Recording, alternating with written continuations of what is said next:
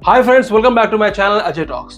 दोस्तों, अखबार के पहले पन्ने पर जो विज्ञापन छपा था उस पर नजर पड़ी तो देखा कि एक कोचिंग संस्थान ने एक विज्ञापन दिया है और उस विज्ञापन के तहत उस संस्थान से पढ़ने वाले बच्चों में से 9 बच्चों को AIR 1 रैंक मिली है। नीट के रिजल्ट्स जो अभी आए हैं 4 जून में, उसके तहत 9 बच्चों को जो है AIR 1 मिला है, जिनको पूरे पूरे मार्क्स मिले हैं 720 आउट ऑफ 720। साथ ही अगली पंक्ति में एक बच्चे को 718 मार्क्स मिले हैं और उसके बाद 715 वाले 16 बच्चे और 710 वाले 19 बच्चे हैं। अब यहां मैं इस कोचिंग संस्थान की बात नहीं कर रहा हूं, मैं बात कर रहा हूं इस समय सबसे ज्यादा डिस्कस किए जाने वाले नीट के जो रिजल्ट्स आए हैं 4 जून को, जिसको कि पूरी तरह से स्कैम बताया जा रहा है। स्कैम बताए जाने को लेकर के तमाम तर्क दिए जा रहे हैं। पहला तर्क तो यह है कि जो इसका मार्किंग पैटर्न है उसको लेकर के ही सवाल उठाया जा रहा है। जैसा कि मैंने आपको बताया था कि विज्ञापन में एक बच्चे को 718 मार्क्स मिले हैं। जैसा कि इसका पैटर्न है उसके हिसाब से किसी बच्चे को 718 मार्क्स नहीं मिल सकते हैं, क्योंकि अगर किसी बच्चे ने पूरे के पूरे 180 सवालों का सही जवाब दिया है तो 4 मार्क्स उसको हर सही सवाल पर मिलते हैं, जिससे उसको 720 मार्क्स मिलेंगे। अगर वो एक क्वेश्चन अटेम्प्ट नहीं करता है उस केस में उसको 716 मार्क्स मिलेंगे, और अगर उसने एक क्वेश्चन का गलत जवाब दे दिया है तो -1 की मार्किंग होती है और उसके अंक हो जाते हैं 715। तो 715 हो सकते थे, 716 हो सकते थे, 720 हो सकते थे, लेकिन 718 और 19 ये जो मार्क्स दिए गए हैं कई सारे बच्चों को, ये संभव ही नहीं थे। इस बात को लेकर के जब नीट को ऑर्गेनाइज कराने वाली संस्था NTA से संपर्क किया गया तो NTA ने एक तर्क दिया। उन्होंने कोर्ट के ऑर्डर को सामने रख करके कहा कि कुछ बच्चों ने ऐसी शिकायतें की थी कि उनको एग्जाम लिखने का समय कम मिला है, यानी कि कुछ असुविधाओं की वजह से कम समय में उन्होंने एग्जाम दिया है, तो इस वजह से उनको कुछ ग्रेस मार्क्स दिए जा रहे हैं, जिसकी वजह से कुछ बच्चों की इस तरह से मार्किंग हुई है। हालांकि NTA का ये तर्क जो है वो स्टूडेंट्स के गले नहीं उतर रहा है और तमाम सारे जो नीट एस्पायरेंट्स हैं उन्होंने डिमांड कर दी है नीट को दोबारा कंडक्ट कराने के लिए। आपको पता ही होगा कि हाल ही में चुनाव संपन्न हुए हैं और इस चुनाव में भी एक बहुत बड़ा मुद्दा था पेपर के लीक होने का। तमाम सारे राज्यों में आपने तमाम सारी भर्तियों के दौरान ये देखा है कि एग्जाम्स कंडक्ट होते हैं, इतने सारे परीक्षार्थी आते हैं, अपना समय लगाते हैं, पैसा लगाते हैं और उसके बाद पता चलता है कि उनकी सारी मेहनत बेकार हो चुकी है क्योंकि पेपर ही लीक हो गया था। ऐसे में सालों साल से प्रिपरेशन कर रहे तमाम सारे परीक्षार्थियों का मनोबल गिर जाता है और उसके बाद उनको फिर से लंबे समय तक इंतजार करना पड़ता है। तो ये तो था शक करने का पहला कारण, इसका मार्किंग पैटर्न।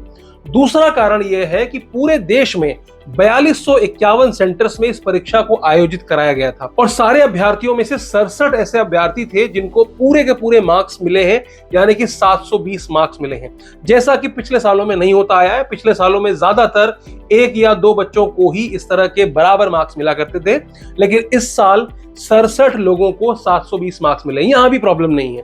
प्रॉब्लम है कि 67 में से 8 बच्चे ऐसे हैं जो कि एक ही सेंटर के हैं, जिनका रोल नंबर भी आगे पीछे है, उनको भी बराबर मार्क्स मिले हैं और वो पूरे पूरे 720 मार्क्स मिले। तो ऐसा कैसे हो सकता है कि 67 लोग पूरे देश से चुने जाते हैं जिनको कि 720 मार्क्स मिल रहे हैं, लेकिन 8 बच्चे ऐसे हैं जिनके रोल नंबर भी आगे पीछे हैं, वो इतने होशियार हैं कि सबको जो है पूरे के पूरे मार्क्स मिल रहे हैं, वो भी एक ही सेंटर में जिन्होंने एग्जाम दिया है। तो इसको लेकर के भी तमाम सारे लोग जो है सवालिया निशान लगा रहे हैं इस पूरी प्रक्रिया पर, इस पूरे परीक्षा के रिजल्ट पर। तमाम सारे लोग ये भी कह रहे हैं कि इसका रिजल्ट जो है वो 4 जून को सिर्फ इसलिए निकाला गया ताकि जो भी ये इलेक्शन के रिजल्ट्स का शोर है उसके नीचे ये सारी चीजें दब जाए, यानी कि जो भी ये गड़बड़ झाला चल रहा था, जो स्कैम जिसको बताया जा रहा है, वो सारी चीजें दब जाए। इसलिए जिस दिन रिजल्ट आना था ठीक उसी दिन जो है परीक्षा के परिणामों की घोषणा की गई है। इस पूरी प्रक्रिया को स्कैम बताने के पीछे एक तर्क और दिया जा रहा है। वो ये बताया जा रहा है कि 5 मई को जब एग्जाम कंडक्ट कर दिया गया उसके बाद बिहार में EOW यानी कि इकोनॉमिक्स ऑफेंस विंग्स ने 13 लोगों को गिरफ्तार किया था पेपर लीक के मामले में। कौन से पेपर? नीट के पेपर के लीक के मामले में। उनके पास से स्कैन कॉपी भी बरामद हुई थी और बताया गया था कि वहां पर 35 लोगों को 30 से 50 लाख रुपए प्रति कैंडिडेट के हिसाब से जो है उन पेपर्स को बेचा गया था। ऐसा आरोप लगाया गया था। तो ये एक और न्यूज थी। इसके अलावा उड़ीसा और गुजरात से भी कुछ इरेगुलरिटीज की न्यूज आई थी। इसके अलावा गुजरात के गोधरा से 3 लोगों को अरेस्ट किया गया था। बताया गया कि वहां पर एक टीचर था जो कि एग्जामिनेशन सेंटर में 10-10 लाख रुपए लेकर के 6 अभ्यर्थियों की मदद कर रहा था।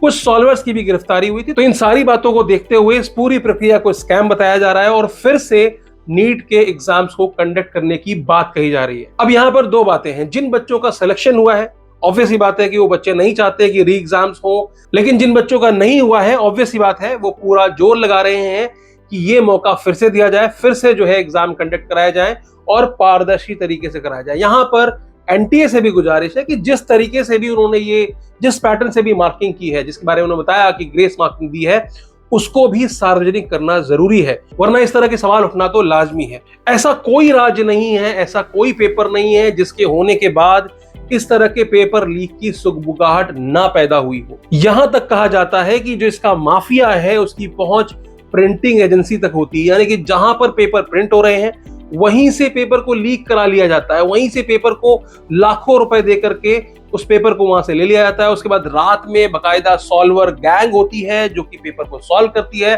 और उसके बाद बच्चों को लाखों रुपए में वो पेपर बेचे जाते हैं और उसके बाद वो बच्चे उसमें टॉप करते हैं। अब आप सोच करके देखिए कि 30 से 50 लाख रुपए दे करके कोई बड़े बड़े इंस्टीट्यूट्स में जाकर के पढ़ाई करता है और डॉक्टर बनता है, तो वो भविष्य में किस तरह का डॉक्टर साबित होगा, ये तो सोचने वाली बात है। तो मेरी भी सरकार से यही गुजारिश है कि पूरी निष्पक्षता के साथ में इसकी जांच की जाए। तो आज के लिए सिर्फ इतना ही, फिर मिलेंगे किसी और वीडियो में अंत तक बने रहने के लिए आपका बहुत बहुत शुक्रिया। चैनल पर नए हो तो चैनल को सब्सक्राइब कर लीजिएगा, वीडियो अच्छी लगी हो तो लोगों तक शेयर कीजिए ताकि लोगों तक जो है इंफॉर्मेशन समय पर पहुंच सके।